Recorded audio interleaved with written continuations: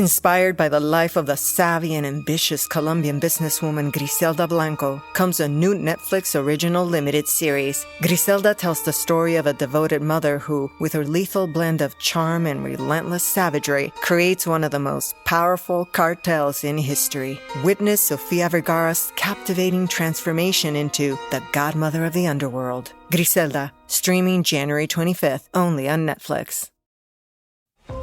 Listen to the 48 Hours podcast for shocking murder cases and compelling real-life dramas from one of television's most watched true crime shows. Go behind the scenes of each episode with award-winning CBS News correspondents and producers in Postmortem, a weekly deep dive. Listen to 48 Hours wherever you get your podcasts. A note to listeners, the following podcast contains content that may not be suitable for all audiences.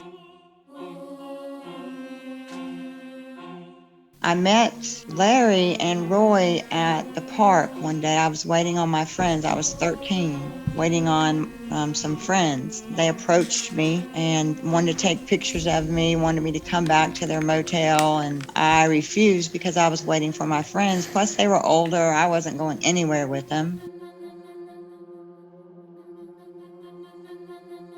There was a tape made of the rape of Jackie Gilliam, who was their third victim. This is one of the tapes that was buried, but we know it existed because of witnesses, DENA and other teenagers who we played the tape for. And that is the tape that DENA heard was the rape of Jackie Gilliam that was never recovered. So that's the part that really haunts me, is knowing that I drove around in that van. Why? Because he did those horrible things in that van, and then you put me in the van. Like, it was no big deal what he did to those girls. And then you put other people in there.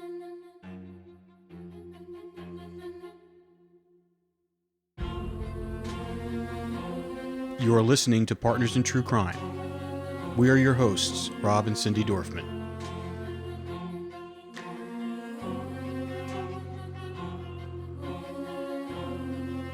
Today we have a very interesting guest on the podcast.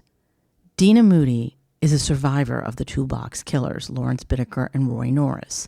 Between the two of them, they were found guilty of 5 murders of young girls in the 1980s. But based on Laura's research, she has been able to find evidence of more victims.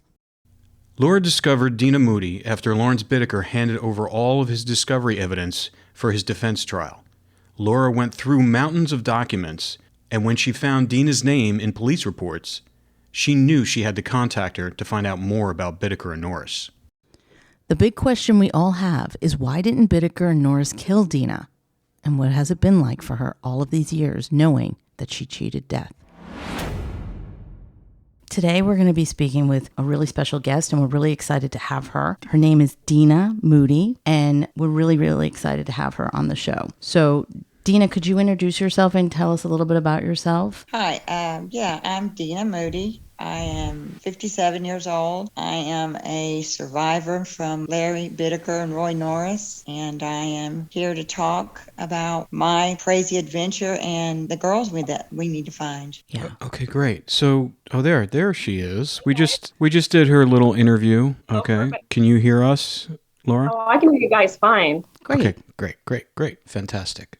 Okay, so we just did like a little intro to DENA, and she explained to us she was one of the survivors of Laurence BITTAKER and Norris, and she's going to kind of give us landscape of her life when that happened, and tell us a little bit about herself. So DENA, why don't you just give us a little bit of background, where you're from, and what life was like for you back then when you were younger, and how you came in contact with these two people, and give us the thumbnail sketch of what happened. Okay. I was born in Georgia. My mother moved us to California for her job when I was approximately 13. I had a good life. My mother loved me. I had brothers. I had no issues at home. I was kind of a brat, but that was spoiledness. I met Larry and Roy at the park one day. I was waiting on my friends. I was 13, waiting on some friends. They approached me and wanted to take pictures of me, wanted me to come back to their motel, and I refused because I was waiting for my friends. Plus, they were older. I wasn't going anywhere with them. When my friends got there, I explained who they were, and we actually went over there because one of the male friends knew them, and I was introduced to them that way. Plus, my other friend was staying in the same motel with them, so we had mutual friends. And just let's give people a little bit of a background of the time period, because this was in the late 70s in Los Angeles area where life was very loose at the time, where people left their doors unlocked and people could walk from Burbank to Glendale without blinking an eye. It was a very different time period. So tell us a little bit about that, what it was like. And we walked everywhere. We had no fear. We hung out in the park. After dark, we walked back and forth to school every day. I walked through the mall in Glendale after school every day to go to my mother's work to work there with her. There was no fear. We trusted people. We hitchhiked to the beach. It was no fear. When did you meet him? What year was it? Oh, I was 13 years old, 14 almost. I was 14 almost. Probably around 1980. No, it was 1979. Oh, 79, 80. Yeah. It's hard to hear you, Laura. What did you say? It was hard to hear. It was at 1979 they approached her, but it was at McCambridge Park in Burbank, and they used that model ruse. That was like one of their known ruses, like, we're a model scout, so we took your picture, we think you could be a model. So after they approached you, Dena, what happened then? I refused to go with them back to their motel where they wanted me to go, and waited for my friends to show up. When they took a bunch of pictures of me while they were there. I remember I had a white dress on, and they took a bunch of pictures because everybody wants to go to Hollywood and be a model, especially a naive Southern girl at 13 years old. But I waited for my friends, thank God, and then we went over there because they had already met Larry, one of the male friends. And then it just would go over there and party because they would buy us beer, and we just hung out with them. And Larry developed some kind of weird fascination with me. The more I learn about it, the creepier it is, actually. Laura knows a little more than I do. Well, I had asked BITTAKER when I met with him. This is even 2 years before I tracked Dena down, and I would always ask him, like, why didn't you hurt any of the girls at the motel? And he's like, well, they knew me. So it was like a lead back to him if the cops ever got involved. And I said, is there any that you would have taken as a victim? And he said, he was like, Dena was so beautiful, I would have taken Dena. And this was, I think, 2018 when he told me this. And then I found Dena in 2020. And why do you think he didn't take you, Dena? I think I never showed any fear to Larry. He pulled a gun on me. He showed pictures, video, and I always yelled at him and told him to put it away. I showed no fear. I don't know if that's the reason, or I had a guardian angel. I don't know. I still wonder that to this day because I never was afraid of him. He never gave me any reason to. I didn't like Roy because he was weird. What was weird about Roy? What was different about him? His demeanor, the way he acted, the way he looked at me, I didn't like him right off the bat. And I told Larry that. And then Larry stopped bringing him around as much because I didn't like him and I wouldn't go anywhere with him. I unfortunately rode around in that van with both of them before. But I didn't like Roy because to me, there was something about him I didn't like. But Larry was different. I never showed any fear. He never projected any fear to me. Never. It was very strange because he would show me pictures and showed me stuff he hid under the refrigerator one time, guns and pictures and a tape if he never came back. And as a teenager, you don't think about, gosh, what are you doing on the weekends? You killing people? You don't think like that because we're normal. They weren't. Yeah, exactly. I don't understand it to this day. No, it's horrifying to think that you were that close to being a victim of this monster. I can't even imagine what that must have been like for you at all. How did you find out that there was when was the first time that you found out that he was doing the things that he was doing? When the FBI come knocking on the door. And how long had you known him at that point? Probably a year. Yeah, a year, because I turned 15 and he got angry because my friends gave me a birthday party at another friend's house. He wasn't invited, and he got angry with me because he was going to give me jewelry and put me up in a condo and all this kind of stuff. And I told him he was crazy because I was, 15 years old, and he like, you can't come around here for a week. And I'm like, well, whatever. He thought he could tell me what to do. And it was very strange. How old was he at the time? 34, I think. No, 38, actually. 38. So he was 38 years old, and he was hanging around with you, actually, you were 14 when you met him. So he was a 38-year-old man hanging around a 14-year-old girl. Yeah, with a bunch of other teenagers with me. What did they say about him? They have a lot of mental problems to this day, and it's caused them a lot of issues. A lot more than me, but it's unbelievable when you think about it, and that you wrote in this van of those horrible things that they did. And that's what'll get you if you sit and think about it for very long. And they just can't handle it right now. Are you in contact with any of them still? Yes, I am. But mentally, they don't want any part of it at this point. Oh, I understand. But I made a promise to myself and to Laura that I would help, because it could have been me, it should have been me, and these girls deserve our respect. Well, it's very, very wonderful that you're open to doing that, because I agree with you. I think any information that, when you're talking about these things and you're going over it over and over again, there's always a piece of information that can come out later that maybe you didn't think was important before, that can help try to solve some of these things. What was the single most thing that he did that kind of brought these girls into his fold? I mean, was he charismatic? Were they both charismatic? And I know they talked about, he wanted to set you up with an apartment and do stuff, but how did he entice these women? By giving them weed and letting them have a place to hang out when they're that young. I mean, if you smoke pot or drink, it was the perfect place to go, because he didn't care. It was almost like it was a cover now that we see, but then we didn't care. It was just a laid back time, and everybody got high with everybody, and we didn't think about anything sexually like that. I didn't. I was a virgin. I didn't think about anything like that. And it was like your first time where an adult was actually acting cool with you and letting you do things that an adult would do. Yes. So it made you in the model, angle. He always wanted to take pictures, and everybody wants to, be a model, like I said, when you go to California, especially from the South. So a lot of the teenagers would hang out in front of that liquor store, and Larry would always say, come back to my place, have some free grass, have some drinks. And it became the Burbank hangout spot for teenagers. I mean, it makes sense. He used what he knew would lure them in, I mean, he was the party guy. So, I mean, we knew people like that in the 80s and the 90s. There was always like this 25-year-old guy or whatever. You didn't really think about it. You were like, oh, okay, yeah, whatever. We're just going to go hang out with them. Exactly.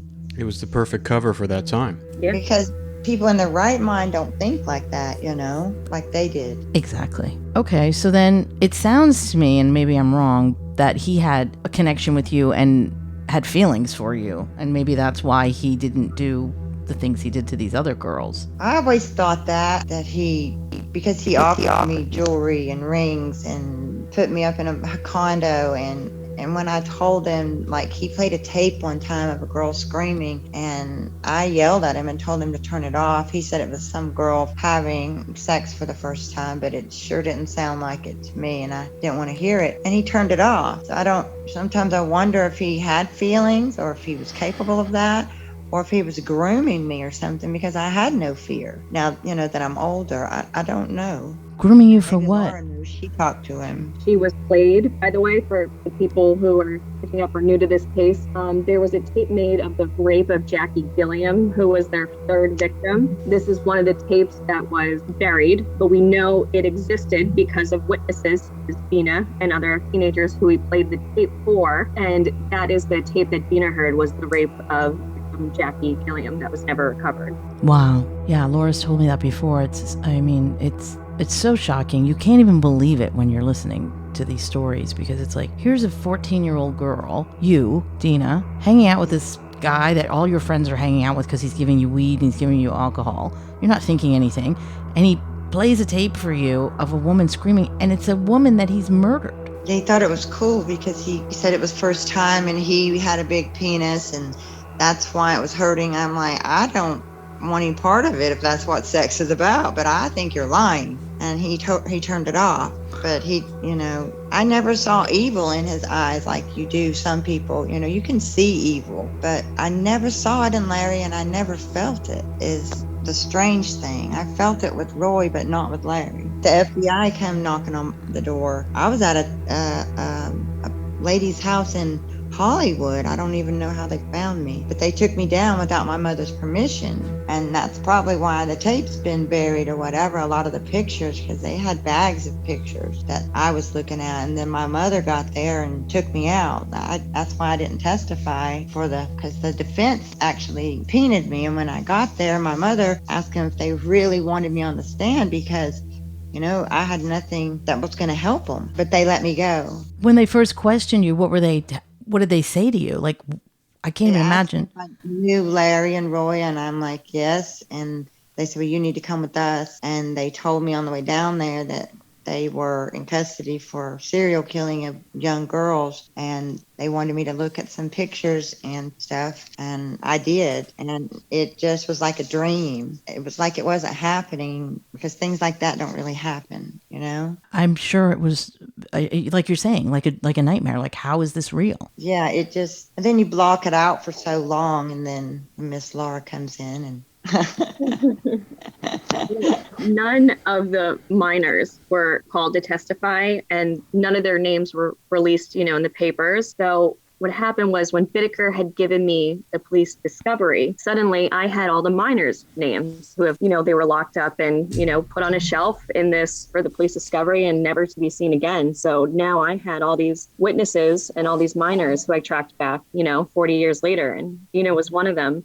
And probably the most I found out about this case was from these teenage witnesses who were there. For you, Laura, what was that like? Because here you are building some kind of a relationship with this person in order to understand why he did the things he did. And now here you're looking at all of these young girls, teenagers, that he was luring into this trap. What did you think about this with Dena? Why do you think he didn't kill her? What Dena said about the fear, I think, could be definitely a factor, because, I always say, if you wanted to feed a sadist, starve a sadist, and their food is fear. If she's not showing fear, she's not going to be a good victim for them. They want the girls screaming. That's what got them off.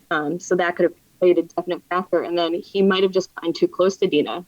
She wasn't a surrogate anymore. She wasn't a nameless person that he could just torture. He had a relationship with her at this point. But Dena told me something that really is a huge factor. And I think you said that earlier, Cindy, how one person can come forward and say something, but nobody's put the pieces together until now. Dena, remember how you had told me that he had all the guns and the tapes under the fridge? Uh-huh.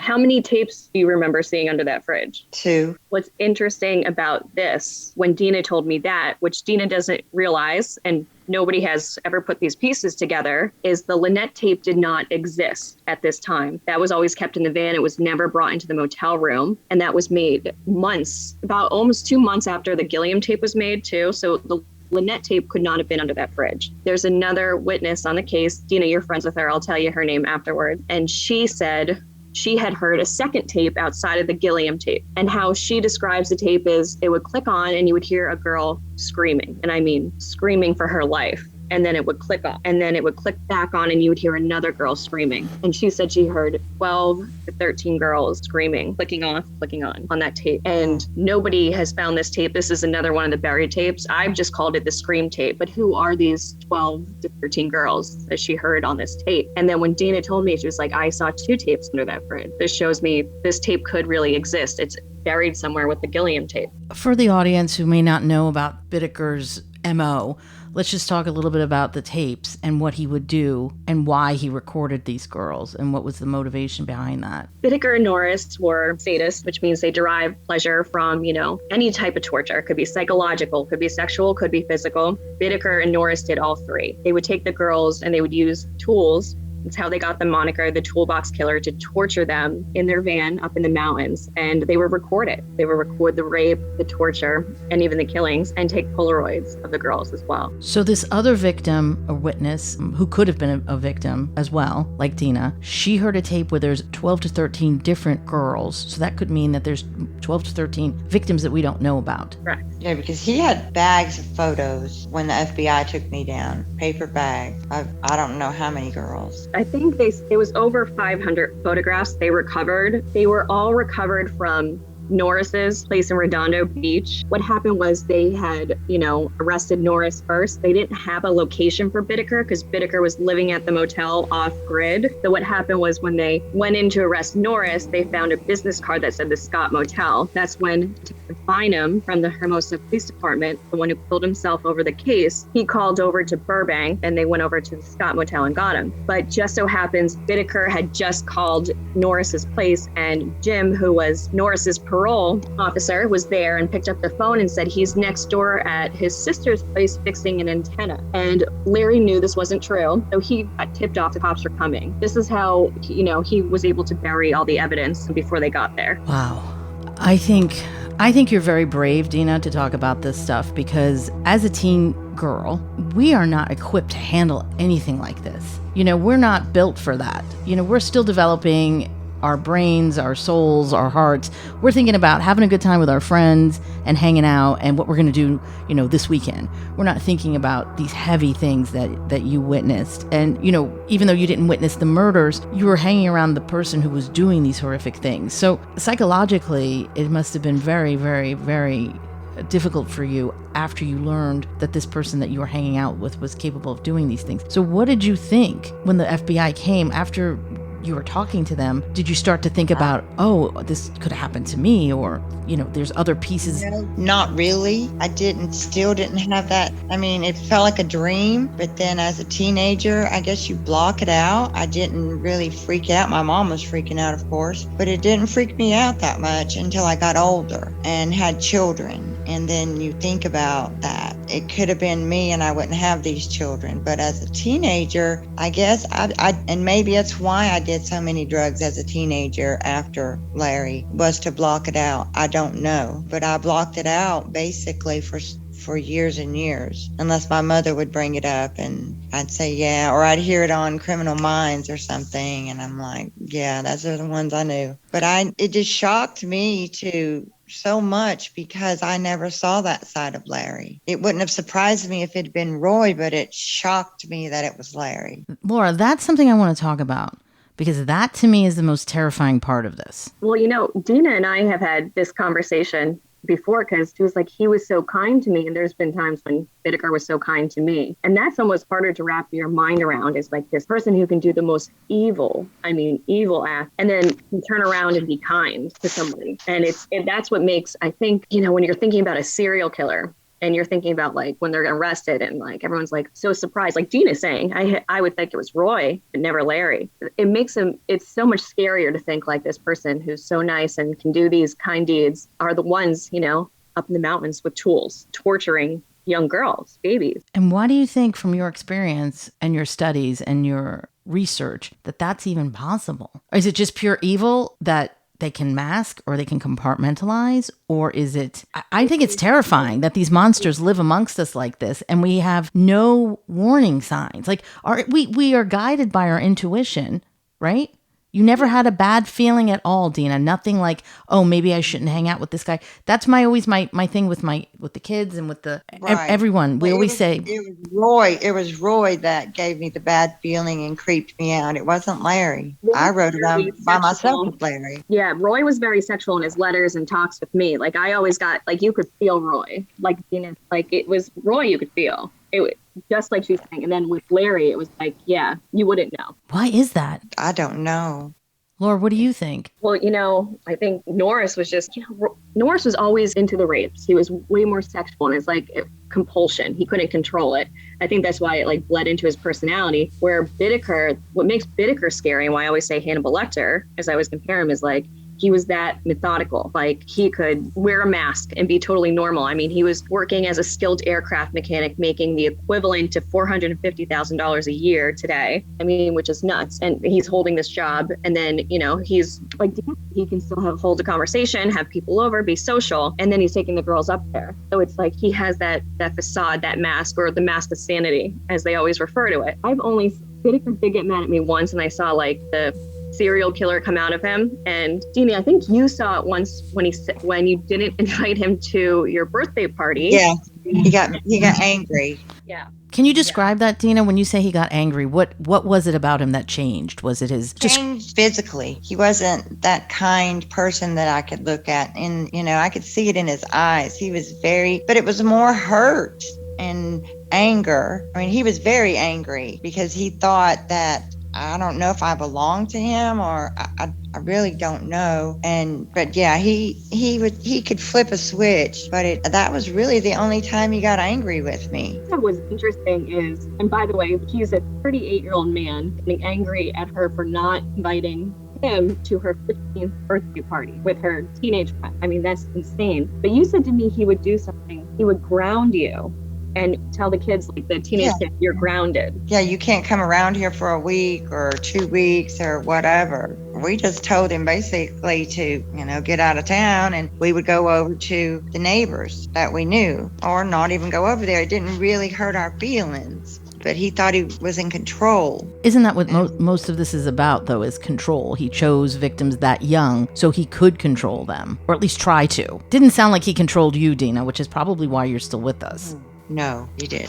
Thank God. Yeah. But he tried. I mean, if I'd have been a different type and took the money, took the jewelry, took the condo, if I'd have had a bad home life, then I would have took it. But I knew my mother would come look at, you know, I never even thought of yes. I'm like, you're old. That's disgusting. I'm 15. Come on, dude. Well, he went to a mother of a 12-year-old, and this was, the mother was a friend of Roy's, and he said to the mother, I'll give you $10,000 for your 12-year-old daughter if you keep her a virgin until 18, and I can buy her. And it was like, so that's a theme I saw with Dena, with her, is like he wanted to buy these girls. It's very similar theme to a lot of these serial killers, where they have this fascination with owning and possession and buying women, whether they're prostitutes or whether they're... I was probably the only virgin that hung out there. And I was Southern, white-skinned. I was totally different. And I was a virgin. Everyone else had boyfriends or this or that. And I don't know if that saved me at some point, and the no fear, but it's something that keeps you awake at night sometimes. Even though I know it's impossible for him to come after me.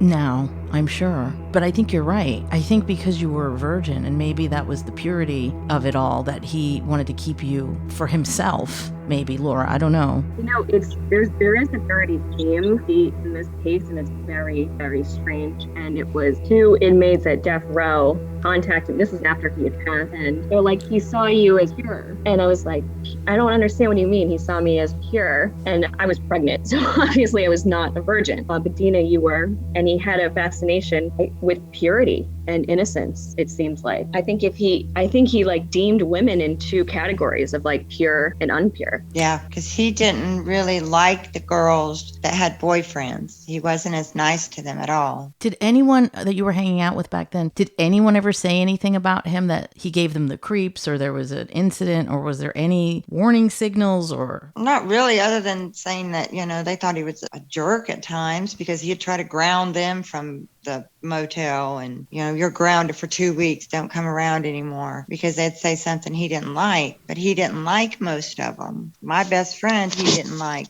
and I think, I mean, she had a smart mouth, but she also had a boyfriend. So but he was very kind to pregnant women, which is very weird. That's what I think it is. I think it's that Madonna whore complex of like, here, you're pregnant, you're elevated, but if you're having sex, then you're this devil woman, and if you're a virgin, then you're up here again. So right. That's it. Yeah, it's so strange that it's like 2 personalities. Yeah. I was going to say the same thing. There were times where I thought it was almost like a split personality. And like you just said with the elevation of the pregnancy, they didn't talk about this on the Toolbox Killer, but there was, it wasn't just Tracy who was pregnant. There was another girl pregnant and he helped her, got her clothes and everything. And for 3 years, Bittaker wouldn't open up to me. He wouldn't write or talk. And I kept trying and trying. And it wasn't until I got pregnant that he did a 180 switch. That's interesting. Mm-hmm. Yeah, it's very strange. Was he ever diagnosed with schizophrenia or anything like that? Any kind of mental illness? I know he had a high IQ of like 138 or something. No, like mental illness. I mean, he was diagnosed as a sociopath and sadism. Those are the only clinical, like affirmative diagnoses that we have. During the younger years, he pretended to be crazy just to like get into mental hospitals. And Well, that goes with the whole manipulation. right. And control. So, Dena, you said that you were, I just want to walk through maybe the beginning a little bit so it's clear how you met him and why you ended up driving around in that van that is the infamous van of murder and torture, which has been an urban legend for the past 40 years of don't get into the scary white van. That really haunts me. I'm sorry, Dena, say that again? I said that's the part that really haunts me is knowing that I drove around in that van. Why? Because he did those horrible things in that van, and then you put me in the van. Like it was no big deal what he did to those girls. Then you put other people in there. What did the van look like? I couldn't really tell you. I know there was a couch in there, a bed, some other things, but I've blocked all that out, and I couldn't describe it. I don't think I want to. No, I understand. Terrifying. And you're so brave, honestly, because this is a really, really tragic thing that happened. And it's important to talk about because if there are 12 to 13 other victims out there, and we do know that there's two, Cindy and Andrea. So, Laura, tell us a little bit about those two. Dena, did you know these two victims or? No, I did not. I did not know them. Grandparents in Redondo. She had come from Wisconsin. Andrea had just moved here from Ohio. I mean, these are Midwestern girls, in Redondo Beach who got picked up. But they're known as the first and second victim of theirs. And they were taken 2 weeks apart. They looked like they could have been sisters. And they brought them up to San Gabriel on 2 different fire roads. And that's where they killed them and they were never recovered. What's interesting about Andrea specifically is Roy was not there during the killing at all. And he was the one supposedly leading them to the bodies. I don't know how he could have led them to Andrea since he wasn't even there when she was killed. And it was in 2018 when I was pregnant that he gave up the exact pinpoints where the 2 girls are. And then he gave me the police discovery, which led further into the investigation where I put all the pieces together about the tapes and, started tracking everybody down. And that's how, I came across Dena. So, Dena, what do you want people to know about what happened to you that maybe can help this or prevent this from happening to other girls? I think any young girl that moves to California should only trust, a reputable reputation if you want to be a model. And even if you're a party girl, looks are very deceiving, very, very deceiving. And don't trust somebody just because they look good and you want to get high. And I think now this generation's a little smarter or a little more not as naive as we were in the 70s or as relaxed. I think the most important part of this that I want people to take from is there are 2 girls that need to come home. And I feel it's my obligation because it should have been me that we bring them home. That is the only reason that I'm doing this is so that we can bring them home where they need to be. I agree with you. It's why we're doing this too. I think it's awful for any family to have to endure this pain and then never have a resolution. You never get closure, but you need a resolution. And those are somebody's children, yes. Those children should not be left up in the woods like that, like pieces like trash. No, they need to come home. I have 2 daughters of my own and a great-granddaughter, and they need to be brought home. And yes, this has affected me mentally. I take some pills now because of it, but that's okay. I'll get through it. I got through it by the grace of God, and I want to bring those girls home where they belong. I feel it's an obligation and my duty that I lived and survived through all this, and they didn't. So they need to be home with their mamas or their families. And Laura, just so we can understand the timeline a little bit, Cindy and Andrea, did they meet Bittaker before Dena or after? I think it would have been after. Cindy was killed in June, and then Andrea was killed 2 weeks later. It was early July. And Dena, when did you first meet Larry? I don't know the exact time. I was 14 and it was warm out. Well, it's always warm in California, so I guess it doesn't matter. Laura, do you have more of an idea? It would have been, they were only out from January 79, and then they were arrested November 79. So it's actually a tiny window. So in those 10 months, 11 months, Yeah. they were on their killing spree. So it'd be great, Dena, if you could kind of describe what Southern California was like as a teenager back then so people can understand what the lifestyle was like. It was great. As a teenager, there was no fear. You could walk anywhere, especially in Burbank, Glendale. It was so small. We had McCambridge Park right near us. We walked to school. We talked to everybody. Everybody would hitchhike to the beach, or everybody would pile in one van or go party somewhere. We're not afraid of being out walking, and we would be out till 9 or 10 o'clock at night sometimes at the park, or walking to each other's house. There was no fear. It was great. I loved it as a teenager. Just so laid back, and you could just hitchhike and stand on the side of the road, stick your thumb out, and someone would stop and pick you up. And normally it was no big deal. There was no fear. You weren't thinking that a serial killer would be picking you up. No, that never crossed our mind. Even though we were living with the Hillside Stranglers, I think they were somewhere around that time, and there was other serial killers, but we never, as teenagers, we don't think about that. We don't watch the news. We don't think about stuff like that. We think we're invincible. I think all teenagers do. Yeah, I agree.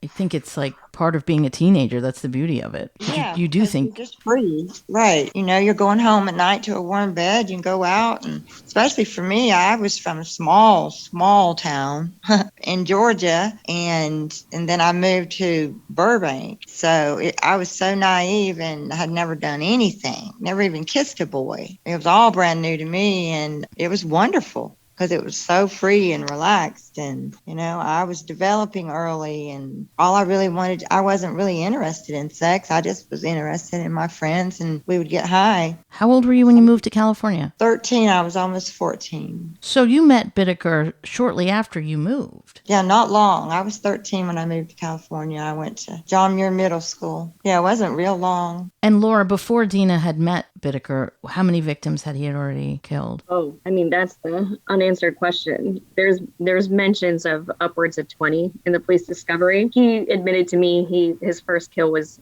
17, 18. So the exact number has to be investigated more for a while, way before he met Dena. And he was only prosecuted for 5? Yeah. And what about the rest of the victims? So this is where we're at right now, where it's like... That's where we're at exactly right now. There's more of these. I have 2 missing persons that fit a description of 2 killings that he's given me, matched by names and cars. I have a very, very detailed murder that happened outside of Knott's Berry Farm. I'm still looking for who the victim could be. Then I have this tape, with the 13 victims, and I do have the buried evidence location, but there's so much more that needs to be investigated, and then the girls search for. It's a rabbit hole of a case that has not been, dived into. They kind of got Norris confessing to 5 murders and was like, okay, case closed, that's it. And everything else just, went into a police file and locked up. None of this would have come to light unless Bittaker had given me the police discovery. Right. It's so upsetting to hear that. And I hear it all the time. And don't get me wrong, I have a lot of friends in law enforcement, and I respect law enforcement, and I understand that they don't have the resources to investigate a lot of these cases, and that when they do get someone who confesses to 5 murders, it's enough for a prosecution, and that's what they want. They want to put the guy behind bars. But the victims' families are the ones that really suffer, and it's just devastating. We've dealt with this so many times, and it just breaks my heart to think of these young girls just out there and nobody found them. So right. For these 2 that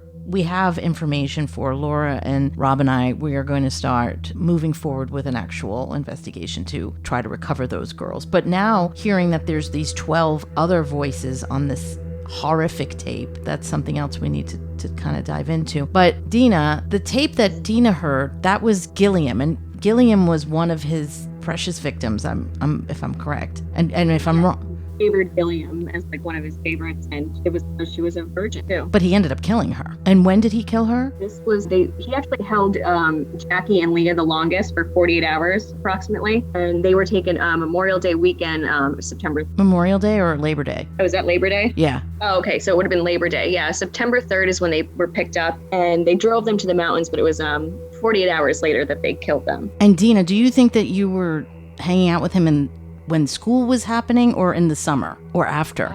I mean, Probably both. More when school wasn't in session. And how long do you think that you were friends with him or hanging out with him, if you can recall? Really, I think it was just a few months, because after he started getting weird about wanting to marry me and wanting to put me in a condo and give me this and that, I kind of got weirded out that he was asking those questions, because he'd never treated me like that. And so I took a friend that was living there and moved her into my mother's, and we stopped hanging out. And then soon after, that's when the FBI came to Hollywood and took me to Los Angeles. And what did they say to you when you went in there? They explained to me about who Roy and Larry were and what they had done, and wanted me to look at a bunch of pictures. And I called my mother first, and she came down there, and by the time she had come down, I had already looked at a bunch of pictures, and it freaked me out because there's a bunch of pictures of me, and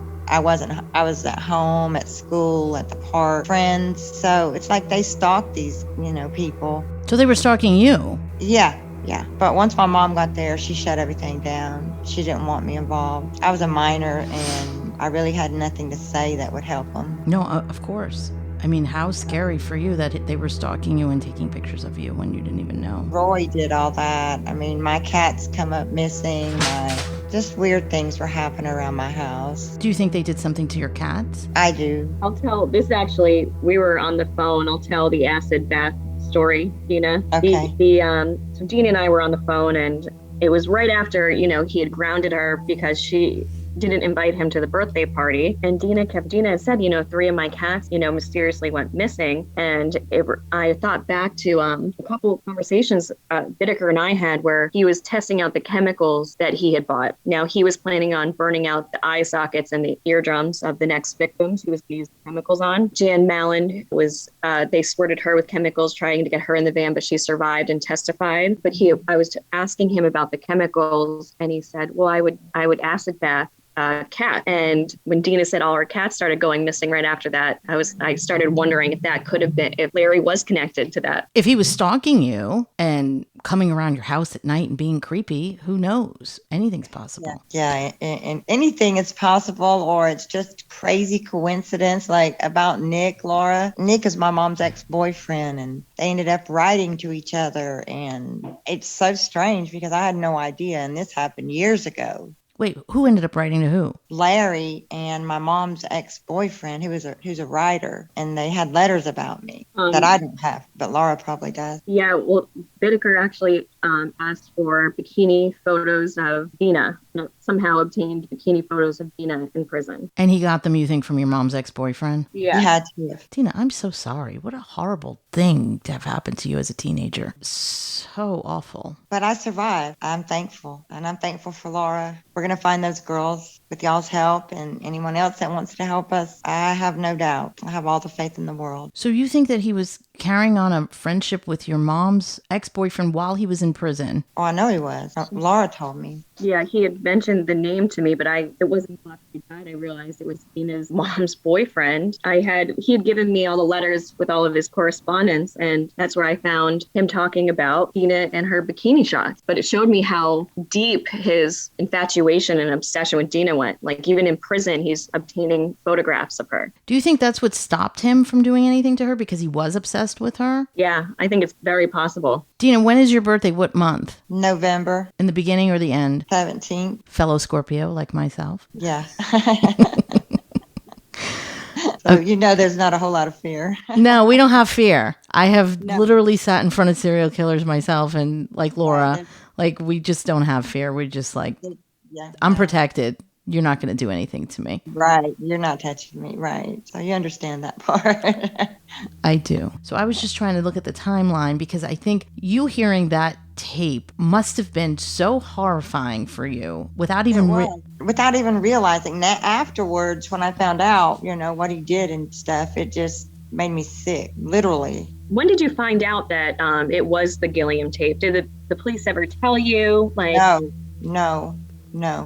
They didn't tell me anything. I didn't know until whose tape it was. I know, I just didn't want to hear it. So when all this stuff about BITTAKER and Norris came out on the news, because when they got arrested, What did you think? I honestly didn't think a whole lot. I didn't want anybody to even know I knew him. I didn't want nobody to know. I didn't talk about it to anybody. Maybe I should have, but I didn't. I didn't want anyone to know that I was involved in any of that. My name wasn't in anything because I was a minor, so I wanted to keep it like that. Self-preservation, I understand that. That makes sense. Laura, I'm sorry, go ahead, Dina. Go ahead. No, finish what you were saying. Now I don't care. So yeah. You remember the story of, be careful not to use too many names. I'll just use the first initial. He had told me this story about when S was drived up. They drove him up in the mountains and pulled the gun on him. Yes. Did he tell you that same story too? No, he didn't. He never told me anything about him doing anything bad. There's a lot of accounts from these teenagers of Bittaker doing some really sick shit. I mean, one of the witnesses said that Bittaker drove him up the mountains, didn't say a word to him, pulled a gun on him. And then, Dena is played the Gilliam tape, and she was just one of a couple of the girls who had heard it. And another one of the girls he played it for, she said he was sitting there smiling, playing with an ice pick. And that's how he killed Jackie, was with an ice pick through the ear. It's almost like he wanted to get their reaction, like he was going to get off on their reaction to what he had done so he could relive this. Gives him some sense of power. But by you saying, I don't want to hear it, turn it off, Dina, that's almost like taking the power back. Yeah. I told him, I don't want to hear this shit. Turn it off. It sounds like you're hurting her. Doesn't sound like she's having sex. And he turned it off. He would basically do anything I asked him to do. I didn't ask much from him, but like with Roy, I told him I didn't want to be around him, and Roy wasn't around. It's just so weird to me. I don't understand it. What do you think, Laura? What do you think, Laura? Why do you think he did that? I said it's so fascinating to think, he really is taking orders from Dena. She said, shut it off. He shut it off right away. I don't want Roy around. Suddenly, Roy's not coming around as much. He's there. Essentially, yeah, you really took the power back from Bittaker. And I don't hear that with any other witness on the case. Everyone has told me, horrible experiences, and where he would never have taken an order from somebody, or he would have gotten furious at them. And then Dena's just telling him, turn it off, don't bring Roy around, and he's just automatically doing it for her. Right. Which makes me believe why she's alive. I think that's what I've always thought, since I had no fear of him. I had morals and beliefs, and I wasn't going to break them for him or anybody, no matter if I was there smoking with him or not. Just certain lines you don't cross. And Laura, what did he say about Dena to you? He would just talk about how much he liked her and she was so beautiful. If he was ever going to take a victim, it would have been Dena. Okay, so I had said, why would you have taken Dena? And his response was, she is beautiful. And I said, just because she's beautiful, you would have taken her. And he said, yes. Did you ever ask him why he didn't take her? Because, he knew her. So say Dena went missing, and then, all of her friends who are hanging at the motel would have been like, well, she was always with Larry. Last seen with Larry. So it would have been, directly connected to him. I think it's interesting that he was having all of these people come over to the motel. There's so many witnesses that knew him. All these kids were hanging out with him and got to know him and had a relationship with him. He's the guy that bought us weed and alcohol. He wasn't thinking about if he got caught. We didn't care when he was missing. We didn't care he was gone on the weekends. We had our own thing going on, and we didn't care. And that's, I think, his perfect place. A bunch of teenagers he hung out with, and then nobody cared where he went. We didn't give a shit. Go do whatever. We're going to do our thing. Yeah, that makes sense. He had the perfect setup. I don't know if it was intentional or not, but it was. He got a lot of power, I think, from having all the teenagers and feeling like a big man. They all want to come over and smoke and drink, and I think he got off on that. And he didn't have a single friend growing up. Roy was pretty much his first friend. And now he's this big man with all these people and teenagers hanging around the motel. And for the first time, I think he felt like he was somebody. I agree with you. I think there's no other reason why a 38-year-old man would be hanging around with teenagers unless they wanted to feel that control and that power of do as I say, do what I say, you're banned, or I'm going to buy you alcohol, but then I'm not going to buy you alcohol, or whatever, to give them that sense of power. Well, by no means taken up for him in any way, but I think Larry wanted to be loved. I'm not taking up for him by no means whatsoever, because he is a psychopathic killer, and I have no sorry for him. But I think he wanted to be loved and needed by someone. I don't think he's ever felt love, I don't think he's ever felt love. From the mom abandoning him to the adopted parents, I don't think he's ever felt any type of sense of it. But do you think, I understand what you're saying, Dena, that because you knew him in a different capacity. You didn't know he was doing these monstrous things. But evil is evil. Oh, absolutely.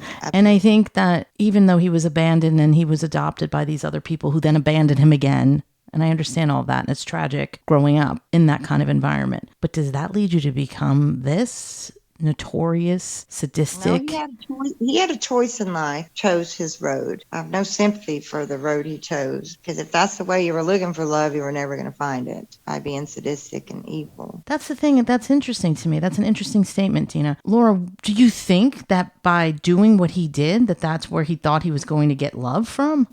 It's the taking a girl captive. And, that's pretty much what Bittaker had wanted to do. If they had, a cabin or a trailer, they would have been held longer, but they would have always been killed. I mean, once these girls are taken, they're going to be killed eventually. They would have held them longer. But with a lot of the serial killers, it's like, I think it stems from the abandonment. So they think if they can take a girl and they hold her hostage, they hold her captive, they hold her in a bunker, they hold her in a trailer, cabin, or whatever. To them, it's like their warped sense of feeling a type of love, and she can't leave.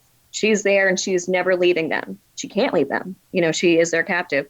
And in their sick and twisted mind, that's the closest they get to feeling love from a captive. I mean, it's I know it sounds sick, but this is how their minds are. This is how their minds work. And I've heard this from multiple different serial killers. Well, that would be the only way that they could get someone to do what they wanted, if they were in control of them being captive, if they're putting them in a cage or putting them in. If someone joked about that, putting someone in a cage, like as a joke, if a guy said that, oh, I'd love to put her in a cage or something like that, what would you think of that, Laura? Would you think that person potentially had this capability, or you think it would just be something? I always hear this kind of stuff, like your mind always thinks it's a joke. Like the human mind doesn't think, oh, this person could be serious or real. They're really, going to do something like that. So when I hear like stories from like Dena and the teenagers, and Bittaker and Norris would joke about the chemicals, putting the chemicals into squirt guns and giving them to kids on the beach, and watching the kids squirt each other and everybody on the beach, and everybody being scarred for life. I mean, they would joke about this with the teenagers. And of course, you never think it's real, but like these guys are sitting there and they're being serious with these kids, and it's not really a joke for them. And just, oh, I'm going to put somebody in a cage. You would never think it's real. But yeah, if you're taking it as like a real comment, I mean, who puts somebody in a cage? I mean, who even has that idea or that fantasy to take someone and put them, in